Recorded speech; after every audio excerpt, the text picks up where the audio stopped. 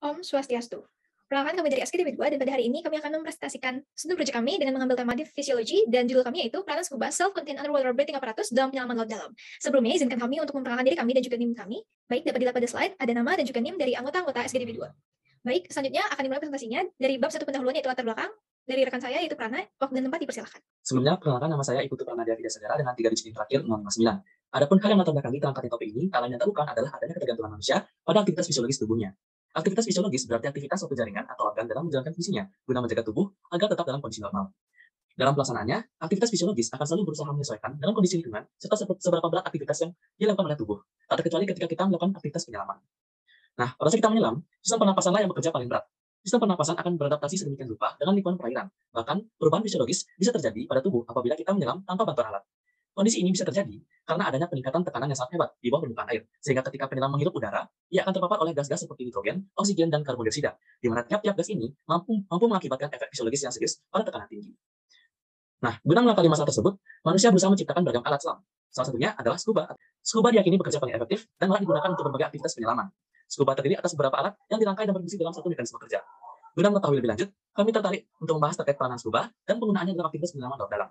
Sekian dari saya. Izin melanjutkan presentasi dari Prana. Di sini berangkat dari latar belakang yang sudah dipaparkan oleh Prana tadi, maka dapat dirumuskan masalah-masalah yang menjadi fokus presentasi kita kali ini. Yang pertama yaitu apa definisi dan mekanisme kerja dari scuba, yang kedua bagaimana fisiologi penyelaman laut dalam, dan yang ketiga bagaimana peranan scuba dalam penyelaman laut dalam. Nah, berdasarkan rumusan masalah yang sudah saya paparkan tadi, maka dapat ditarik 3 tujuan dari presentasi kita kali ini. Yang pertama yaitu untuk mengetahui definisi dan mekanisme kerja dari scuba, yang kedua mengetahui fisiologi penyelaman laut dalam, dan yang ketiga untuk mengetahui peranan scuba dalam penyelaman laut dalam. Next slide. Manfaat dari presentasi kita kali ini dapat dibagi menjadi 2, yaitu teoretis dan praktis. Manfaat teoretis yang dapat diperoleh dari presentasi kita kali ini yaitu diharapkan dapat dijadikan landasan untuk memahami kondisi-kondisi fisiologis yang terjadi pada tubuh selama kegiatan penyelaman dan diharapkan mampu meningkatkan perbendaharaan ilmu mengenai deep fisiologi. Lalu manfaat praktisnya yaitu yang pertama bagi pembaca menjadi sumber informasi dan referensi sehingga mampu menerapkan teori fisiologi penyelaman laut dalam serta memanfaatkan scuba dengan optimal. Yang kedua bagi penulis atau pembuat karya menambah pengalaman dan diharapkan dapat memberikan sumbangan pemikiran maupun sebagai masukan bagi penulisan karya ilmiah di kemudian hari. Lalu yang ketiga bagi instansi akademik diharapkan dapat dijadikan referensi bagi institusi pendidikan untuk mengembangkan ilmu tentang fisiologi laut dalam dan pemanfaatan scuba. Sekian dari saya, akan dilanjutkan oleh teman saya Gedi. Oke, izinkan saya memperkenalkan diri. Nama saya Igede Pramaditya Wahyu Saputra dengan 3 digit NIM terakhir 045. Pada kesempatan hari ini saya akan menjelaskan mengenai kunci utama dalam presentasi kali ini, yaitu definisi dari scuba. Scuba adalah akronim dari self-contained underwater breathing apparatus atau perangkat bernapas bawah air yang berdiri sendiri. Scuba pada dasarnya digunakan bagi penyelam karena mampu membantu pengaturan udara yang masuk dan keluar, menjaga daya apung penyelam, mensuplai kebutuhan udara bertekanan tinggi bagi penyelam, memiliki sisa pengeluaran sisa udara dan penyaringan ulang udara, serta mampu menyimpan udara yang diperlukan dalam proses penyelaman. Scuba diperlukan untuk kegiatan penyelaman yang memerlukan teknik lebih tinggi karena besarnya risiko kecelakaan bawah laut, berbeda dengan recreational diving yang tidak memerlukan teknik tinggi. Sekian pemaparan materi dari saya, untuk selanjutnya akan dipaparkan oleh rekan saya, Omikanya. Terima kasih. Presentasi akan saya lanjutkan. Perkenalkan, sebelumnya nama saya Andika Tutomika Nini kami, yang 3 digit NIM terakhir 048. Hari ini saya akan membahas tentang sejarah scuba. Sebelum ditemukannya alat bantu pernapasan dalam air, manusia hanya mengandalkan pertahanan nafas ketika melakukan penyelaman dan kembali ke permukaan untuk mengambil nafas. Kemudian pada tahun 1993, scuba atau self-contained underwater breathing apparatus diperkenalkan oleh Jacques Cousteau asal Prancis ke khalayak umum sebagai alat bantu pernapasan di dalam air. Aqualung open circuit yang dikembangkan oleh Jacques Cousteau bersama Emil Gagnon merupakan alat scuba pertama yang sukses dalam merancang pasokan udara dalam tangki yang dipasang di punggung yang kemudian dikeluarkan suatu dalam air. Cousteau melakukan presentasi prototipe aqualung open circuit pada tim militer dengan desain peralatan bantu pernapasan yang infanteri dan portabilitas sistem yang dipasang di perpol. Peralatan scuba menggunakan regulator pertekanan tinggi yang kemudian dikembangkan lagi oleh Ted Aldrich sekitar tahun 1950-an. Seiring perkembangannya teknologi, alat bantu pernapasan air terus berkembang dan berinovasi. Sekian presentasi dari saya. Selanjutnya akan dipresentasikan oleh rekan saya. Baik, terima kasih atas waktu yang diberikan.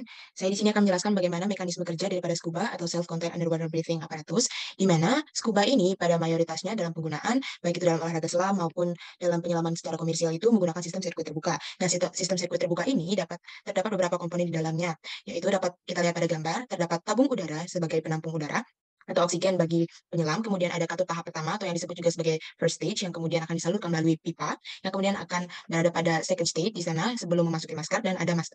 Baik, kemudian bagaimana mekanisme kerja daripada sistem sirkuit terbuka ini, yaitu pada saat penyelam melakukan inspirasi udara dari tangki, akan diturunkan tegangannya oleh katup pertama atau yang disebut sebagai first stage. Kemudian setelah udara diturunkan tegangannya, udara tersebut akan tersalurkan melalui pipa masuk ke dalam second stage. Nah, udara yang akan masuk ke dalam masker tersebut akan disesuaikan kebutuhannya oleh second stage.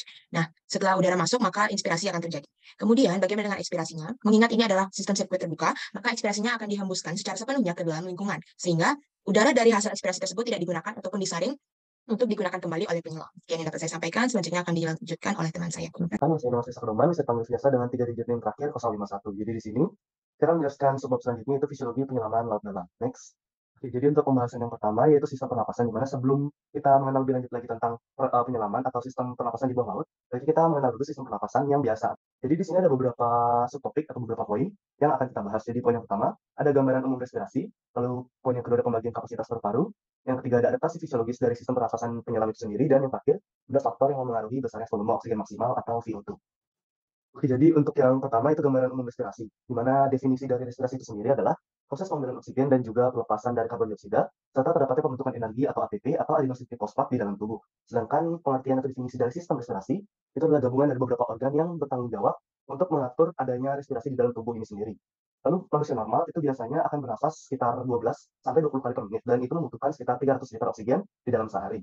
Tapi jumlah oksigen dan frekuensinya sendiri juga dipengaruhi dari beberapa faktor, diantaranya ada aktivitas, jenis kelamin, riwayat penyakit, dan juga hal lainnya.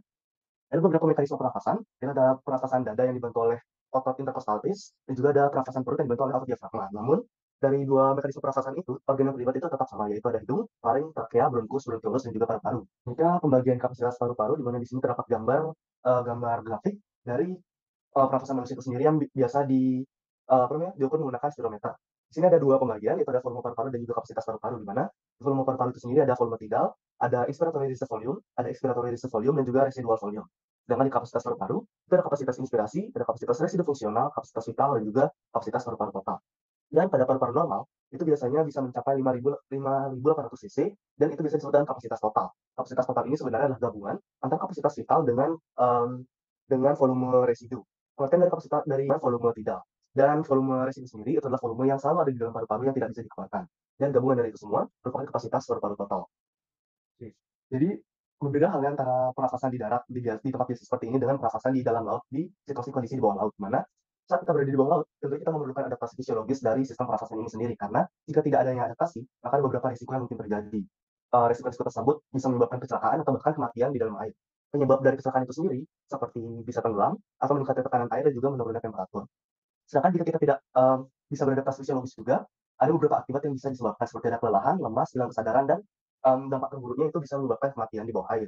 Dan sekarang pertanyaannya adalah bagaimana cara untuk bisa beradaptasi ini, bagaimana caranya agar bisa memaksimalkan kapasitas total paru-paru itu sendiri atau VO2 maksimal. Jadi di sini ada yang namanya daya tahan kardiorespirasi dan biasa diukur melalui VO2 atau volume oksigen maksimal. Jadi pengertian dari VO2 maksimal itu sendiri adalah kondisi maksimal dari adaptasi ventilasi paru-paru, denyut jantung, dan juga cardio output yang tidak bisa ditambah lagi walau melalui latihan yang dengan level yang berbeda atau dengan level yang lebih tinggi. Dan ini adalah hasil ekstraksi dari oksigen dan juga kerja jantung secara maksimum oleh jaringan. Dan untuk besarnya VO2 maksimal pada perempuan dan laki-laki itu pada dasarnya berbeda. Untuk laki-laki itu sebesar 38 ml per kilogram per menit, sedangkan pada perempuan itu sebesar 29 ml per kilogram per menit. Oke, next slide. Ini ada beberapa faktor yang mempengaruhi besar atau kecilnya volume oksigen maksimal itu sendiri atau VO2 maksimal. Jadi ada 4 faktor utama. Yang pertama adalah umur. Jadi faktor umur ini berbanding terbalik dengan nilai VO2 maksimal. Jadi semakin tinggi umurnya atau semakin tua orangnya, itu semakin kecil juga nilai VO2 maksimalnya. Lalu untuk yang kedua, itu ada durasi penyelaman. Jadi semakin lama durasi penyelaman, maka semakin banyak jumlah nitrogen yang dipakai di dalam jaringan, dan itu membuat jaringan semakin lemah. Dan jika masih kelamaan, maka bisa menyebabkan penyakit yang namanya dekompresi. Lalu untuk yang faktor yang ketiga ada kebiasaan merokok. Jadi tentunya penyelam yang mempunyai kebiasaan merokok mempunyai kapasitas VO2 maksimal yang lebih rendah, karena rokok ini pada dasarnya telah dibuktikan menjadi salah satu faktor dari COPD atau nama lainnya adalah chronic obstructive pulmonary disease. Lalu faktor yang terakhir ada aktivitas latihan. Jadi sesuai dengan adaptasi tadi, aktivitas latihan ini bisa meningkatkan durasi untuk bisa bernafas di dalam atau di bawah situasi kondisi di bawah permukaan air. Salah satu caranya untuk latihan fisik dari aktivitas latihan ini adalah dengan latihan pernafasan. Sekian dari saya Fesa, dan selanjutnya akan dijelaskan oleh teman saya. Terima kasih. Terima kasih atas waktunya. Perkenalkan, nama saya Dina Ria Satura Kirani dengan 3 digit NIM terakhir 055. Di sini saya akan menjelaskan tentang keadaan hiperbarik. Sejatinya, jaringan tubuh memerlukan pasokan oksigen yang cukup untuk berfungsi dengan baik. Adapun suatu gangguan yang dikarenakan adanya perubahan tekanan pada tubuh yang dapat timbul dari kegiatan menyelam atau menaiki pesawat terbang. Kegiatan tersebut dapat memicu gas dalam organ menggelembung dan lepas. Saat kembali ke kondisi tekanan awal, terjadinya perubahan tekanan bisa mengganggu kinerja dari beberapa organ tubuh. Next slide, please. Saat menyelam, tubuh akan mengalami keracunan gas karena terlalu banyak menghirup gas H2S, HCN, dan CO. Next slide. Melalui berbagai riset, para ahli mengemukakan berbagai metode yang dianggap dapat merangsang peningkatan kecepatan dalam suatu proses penyembuhan. Salah satu metode yang disinggung adalah metode oksigen hiperbarik. Next slide. Dalam praktiknya, terapi oksigen hiperbarik dilakukan dalam suatu kamar yang tertutup, di mana tekanan akan lebih tinggi daripada tekanan atmosfer dan menggunakan 100% oksigen. tekanan pada kamar akan menjadi lebih dari 1 atmosfer absolut atau ATA, dan juga terapi oksigen hiperbarik ini digunakan pertama kali pada tahun 1930 oleh Benkel pada pasien pinggang. Next slide. Adapun terapi oksigen hiperbarik ini dapat dilakukan dengan 2 cara, yaitu monoplis dan juga multiplis. Monoplis artinya perawatan dilakukan khusus pada 1 orang pasien saja, sedangkan sebaliknya multiplis perawatan dilakukan pada beberapa pasien sekaligus dengan menggunakan bantuan masker. Next slide.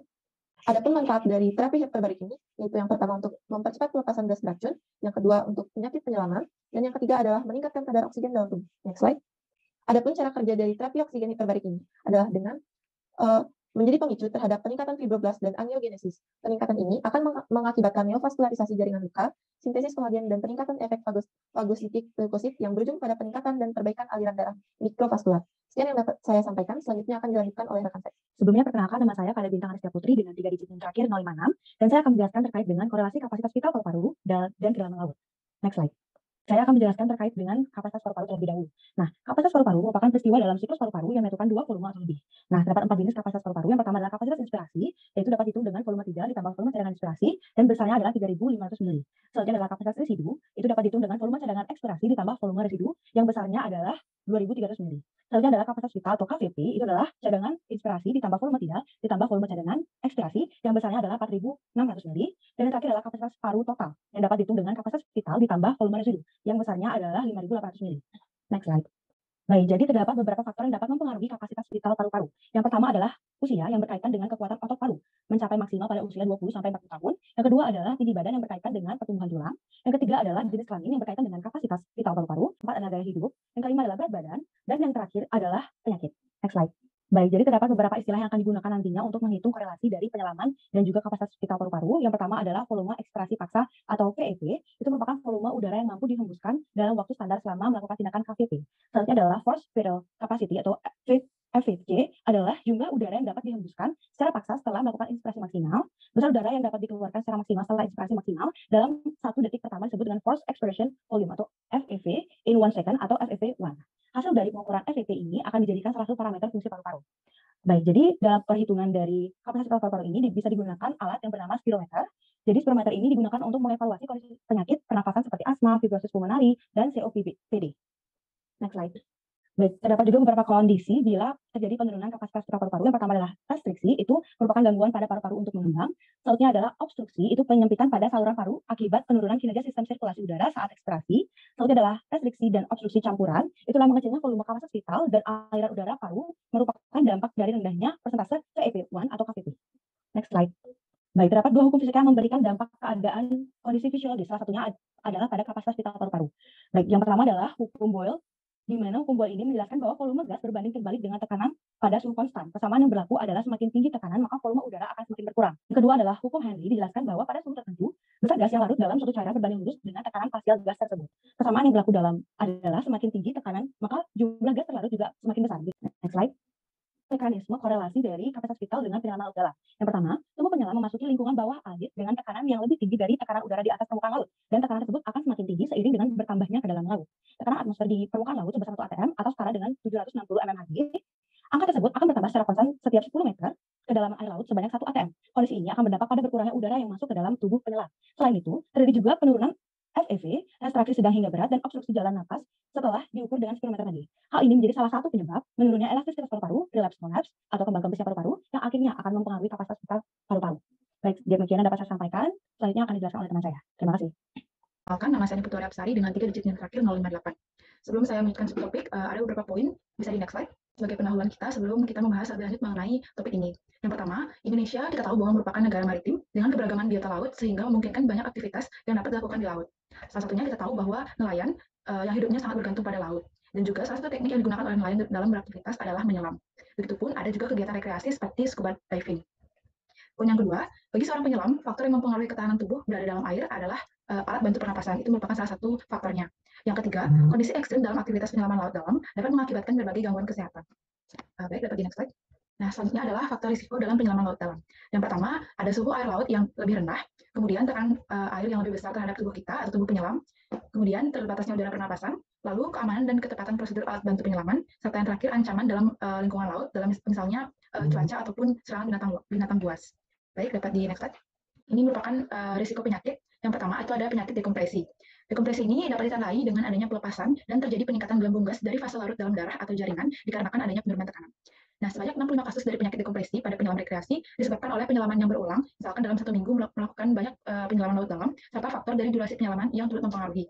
Selanjutnya adalah penyakit baru trauma. Ini ditandai dengan adanya perubahan tekanan, khususnya tekanan udara dalam rongga udara fisiologis tubuh dengan udara sekitarnya, yang dapat menyebabkan baru trauma pada seorang penyelam. Nah, baru trauma dapat terjadi pada bagian tubuh yang memiliki rongga, misalnya paru-paru, sinus-sinus paraanalitis, dan juga telinga kita. Dan pada telinga umumnya terjadi pada bagian tengah, dikarenakan adanya rumitnya fungsi dari tuba eustachius. Sekian yang bisa saya sampaikan. Baik, terima kasih atas waktunya. Sebelumnya perkenalkan, nama saya Madya Prima Pratnyasanti dengan 3 digit yang terakhir 04. Jadi bagian selanjutnya itu korelasi penggunaan scuba dengan fisiologi penyelaman laut dalam yang akan dimulai dengan manfaat penggunaan scuba. Next slide. Manfaat penggunaan scuba yaitu alat-alat penyelaman dibutuhkan untuk membantu penyelam beradaptasi terhadap lingkungan penyelaman, sehingga perubahan-perubahan fisiologis pada tubuh penyelam sejak masuk ke air, menyelam ke dasar air, berada di kedalaman, sampai kembali lagi ke permukaan dapat terjadi secara wajar tanpa adanya komplikasi. Dengan adanya kemajuan teknologi, manusia dapat menciptakan alat-alat selam yang dapat digunakan untuk mendukung proses penyelaman. Salah satunya yaitu scuba atau self-contained underwater breathing apparatus. Next slide. Berikut adalah peralatan-peralatan scuba dan fungsinya dalam mendukung proses penyelaman laut dalam. Yaitu yang pertama terdapat masker selam atau diving mask yang berfungsi untuk membantu mata agar dapat melihat di kedalaman air dan mencegah iritasi. Yang kedua yaitu terdapat sepatu katak atau fin. Yang ketiga terdapat pipa udara atau snorkel yang digunakan penyelam untuk bernafas di permukaan air. Yang keempat terdapat pakaian selam atau wetsuit. Selanjutnya terdapat sistem pemberat atau weight system yang dibutuhkan karena tubuh manusia akan mendapatkan daya apung ke atas saat berada di dalam air, sehingga sistem pemberat ini dibutuhkan untuk memudahkan penyelam masuk ke kedalaman laut. Selanjutnya terdapat regulator yang digunakan untuk mengubah udara bertekanan tinggi dari tabung scuba menjadi udara dengan tekanan yang lebih rendah sesuai dengan yang dibutuhkan oleh penyelam. Yang ketujuh yaitu tabung scuba atau scuba tank yang dirancang secara khusus dan digunakan untuk menampung udara bertekanan tinggi. Yang terakhir yaitu rompi pengatur daya apung atau buoyancy control device yang digunakan untuk netralisasi keterapungan pada setiap kedalaman yang dicapai oleh penyelam. Sekian yang dapat saya sampaikan. Selanjutnya akan dilanjutkan oleh teman saya. Terima kasih. Baik, saya akan melanjutkan presentasinya. Perkenalkan, nama saya Tirta Fitania Amaris dengan 3 digit dan terakhir 060. Pada kesempatan ini, saya akan menjelaskan mengenai risiko penggunaan dari alat bantu penyelaman scuba. Menyelam dengan kedalaman lebih dari 20 meter menimbulkan risiko yang berpengaruh buruk terhadap fungsi fisiologis dari paru-paru, di mana paru-paru memegang salah satu fungsi fisiologis yang sangat penting bagi tubuh manusia. Demi keselamatan dan kesehatan penyelam, dengan tujuan meminimalisir risiko dari penyelaman di lautan dalam, ada beberapa syarat yang harus dipatuhi dalam melakukan penyelaman. Salah satunya adalah memakai alat bantu penyelaman scuba atau self-contained underwater breathing apparatus. Alat bantu penyelaman scuba memiliki manfaat untuk membantu proses pernafasan di dalam air yang tidak bisa maksimal layaknya saat di darat. Hal ini dapat dibuktikan benar karena paru-paru tidak dapat melaksanakan fungsi pertukaran udara dengan maksimal ketika terdapat cairan di dalamnya. Dalam kegiatan menyelam di laut dalam, tentu sangat sulit menghindari risiko air masuk ke dalam rongga paru-paru. Meskipun menggunakan alat bantu penyelam scuba yang telah diinovasikan sedemikian rupa untuk mengurangi risiko berbahaya dari kegiatan menyelam, namun tentu tetap ada risiko-risiko yang mungkin terjadi. Sebelum mengetahui risiko-risiko yang dapat terjadi, penting untuk mengerti mengenai konsep tekanan parsial udara yang nantinya berkaitan dengan fisiologi sistem pernafasan manusia. Hukum Henry menegaskan bahwa jumlah dari gas apapun yang akan melebur ke dalam cairan dengan temperatur tertentu berkaitan dengan tekanan parsial dari kontak gas tersebut dengan cairan. Bagi penyelam sendiri, ini berarti molekul gas yang akan melebur ke dalam darah akan berkaitan dengan tekanan parsial gas tersebut di dalam paru-paru. Dengan temperatur hangat dari darah, hipotalamus sebagai pusat temperatur tubuh akan tetap konstan dan akhirnya menciptakan suatu range atas gas oksigen yang diperlukan untuk kesadaran seperti pada gambar di slide berikut ini. Selain tekanan parsial, frekuensi juga berperan dalam memberikan risiko. Frekuensi penyelam yang tinggi dapat menyebabkan dampak jangka panjang dari penurunan fungsi paru-paru. Hiperoksia, dekompresi lambung gas, hipotermia, bernafas menggunakan mulut dalam keadaan kering, suhu yang rendah dan air yang terkompresi, serta faktor lainnya saat menyelam mampu menginisiasi kerusakan pada saluran pernafasan. Perubahan ini menyebabkan obstruksi kecil pada saluran pernafasan. Sekian presentasi dari saya, akan dilanjutkan selanjutnya oleh teman saya. Baik, terima kasih kesempatannya. Perkenalkan, nama saya Nikutuang Gita Ditya Putri dengan 3 digit yang terakhir yaitu 067. Pada hari ini saya akan membahas terkait dengan kesimpulan dan juga saran dari kelompok kami. Pertama, kesimpulan dapat dilihat pada slide bahwa intinya Student Project ini bertujuan untuk mengetahui seberapa pentingnya penggunaan scuba selama melakukan penyelaman laut dalam. Next. Adapun saran yang dapat kami berikan yaitu kepada pemerintah, ahli dalam kurung penyelam dan juga masyarakat. Kepada pemerintah agar mendukung adanya penyediaan alat penunjang keselamatan selama melakukan penyelaman laut dalam dan juga pengadaan sosialisasi dengan bekerjasama dengan para ahli atau penyelam yang sudah sempat melakukan penyelaman laut dalam. Selanjutnya kepada para ahli atau penyelam agar bisa ikut serta berkontribusi dalam melakukan memberikan edukasi berupa sosialisasi kepada masyarakat awam dengan memuat poin-poin penting yaitu resiko dalam melakukan penyelaman, pentingnya penggunaan alat keselamatan, terlebih scuba dan juga mekanisme dari penggunaan alat-alat tersebut. Kepada masyarakat awam terutama bagi yang berkeinginan untuk melakukan penyelaman, maka agar memperbanyak literasi terkait dengan mekanisme dari penggunaan alat penunjang keselamatan, mekanisme dan juga mekanisme dari pernafasan selama melakukan penyelaman. Sehingga diharapkan dengan adanya pengetahuan ini dapat menurunkan risiko cedera dan juga selama berkegiatan serta dapat meningkatkan kesadaran betapa pentingnya penggunaan alat scuba atau penunjang keselamatan selama melakukan penyelaman laut dalam. Baik, sekian dari kelompok kami.